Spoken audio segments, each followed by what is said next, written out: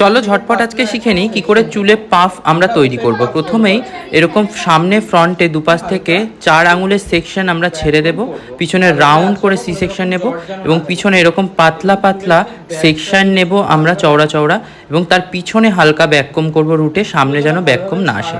তারপরে প্রথম 3টে সেকশন এইভাবে ব্যাককম করার পর পিছনের সেকশনগুলোতে আমরা হার্ড ব্যাককমিং করব, একদম রুটের কাছে এরকম টেনে টেনে চুলগুলো নিয়ে জড়ো করে আমরা ডিপ ব্যাককম করব এবং সেখানে আমরা হোল্ডিং স্প্রে দেবো হেয়ারের, যাতে সেই ব্যাককমিংগুলো হোল্ড হয়ে যায় এবং খুব বড় একটা পাফ ক্রিয়েট হতে পারে।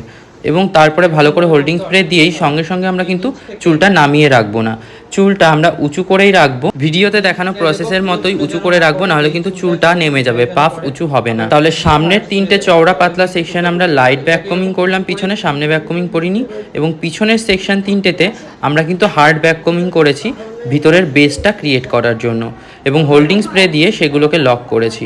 এবার সবকটা চুল একসাথে ধরে ওপরে ট্যালকম দিয়ে এইভাবে হালকা হালকা কম করে করে আমরা ক্লিয়ার করব। চিরুনি দিয়ে জাস্ট ওপরটা হালকা করে বুলিয়ে বুলিয়ে এইভাবে রাউন্ড একটা শেপ দেবো। খুব জোরে কিন্তু আমরা এখানে চুলটাকে আঁচড়াবো না, তাহলে পাফ কিন্তু বসে যাবে। রেডি হয়ে গেল আমাদের পাফ।